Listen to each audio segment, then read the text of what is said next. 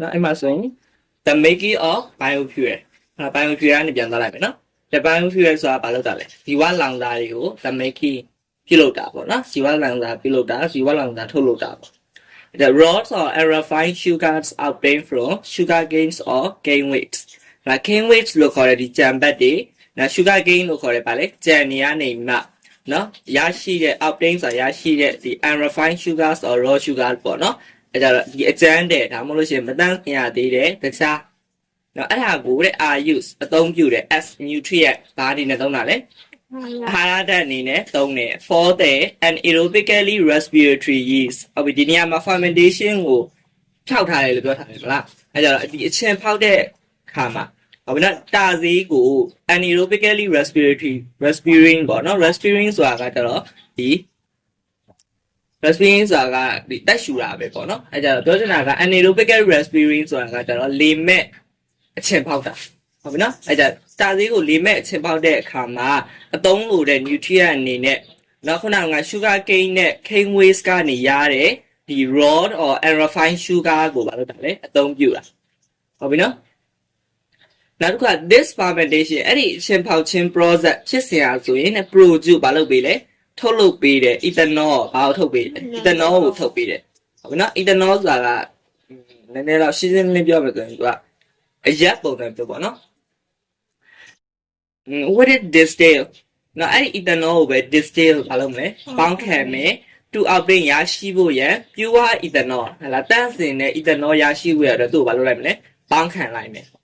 နော် it is done အဲ့ဒါတွေပြီးရဲ့နောက်မှာတဲ့ mix ဘာလုပ်လိုက်မလဲရောလိုက်မယ် with petrol ဘာနဲ့ရောလိုက်မလဲpetrol နဲ့ရော petrol ဆိုတာက dead sea ပြောတာပေါ့နော်အဲ့ဒါ to get ရရှိဖို့ရန်ဘာရရှိဖို့ရလဲ gasohol ကိုရရှိဖို့ရန်ခုနကငါရခဲ့တဲ့ဟာကိုငါတို့ဘာနဲ့ရောလိုက်မှာလဲ petrol နဲ့ရောမှာခုနကရခဲ့တဲ့ဟာဘာကိုပြောရလဲ ethanol ကိုပြောတာဟုတ်ပြီနော်အဲ့ဒါ ethanol ကို petrol နဲ့ရောလိုက်တဲ့ခါမှာဘာရလာလဲ gasohol ရလာတယ်ဟုတ်ဒါတော့ gasohol ကိုထပ်ပြောတယ် gasohol ဒီ which is used ဘာလို့လဲအသုံးပြုတယ် for driving car ကားတွေကိုမောင်းနေတဲ့အခါမှာဘာလို့လဲအသုံးပြုတယ်နောက်တစ်ခါ in Brazil ဟလာ Brazil မှာ Zimbabwe မှာ and in USA မှာဆိုရင် someကားချို့က are already using အသုံးပြုနေကြပြီဖြစ်တယ်ပေါ့နော် already ဆိုတာကဒါလုပ်ပြီးပြီဆိုတဲ့အဓိပ္ပာယ်ဟုတ်ပြီနော်အဲ့ဒါအသုံးပြုနေကြပြီဖြစ်တယ် ethanol and gasoholဟာနဲ့ပါတယ်ကိုလေ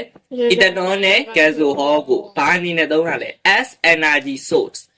စွမ်းအင်အရင်းမြစ်နေနဲ့သုံးနေကြပြီဖြစ်တယ်ဟုတ်ပြီနော် and ပြီးတော့ they got နော်သူတို့ကဖြစ်စေတယ် less pollution and ညဉ့်မှုကိုရှော့ချပေးနိုင်တယ် than petrol အဲ့ဒါစီကိုတိုက်ရိုက်သုံးတာထက်ဟလာ gasohol ဒီညဉ့်မှုကိုပို့ပြီးပါလုပ်ပေးနိုင်တယ်ရှော့ချပေးနိုင်တယ်နောက်တစ်ခုက biofuel ဒီ can also be produced ထုတ်လုပ်နိုင်ပါသေးတယ် by using အသုံးပြုခြင်းအပြင်ဘာတွေကိုအသုံးပြုခြင်းအပြင်ထုတ်လုပ်နိုင်သေးလဲ wine ဟလာ seed တွေဟုတ်ဘယ်ရတဲ့ seed လဲဆိုရင် from rapeseed or sunflower seeds ဟလာနေကြစီဒါမှမဟုတ်လို့ရှိရင်မုံငိမ့်စီအဲ့ဒါတွေကရရှိတဲ့ seed တွေကိုသုံးပြီးတော့ biofuel တွေကိုဘာလုပ်နိုင်သေးလဲထုတ်လုပ်နိုင်သေးတယ်ရပါလား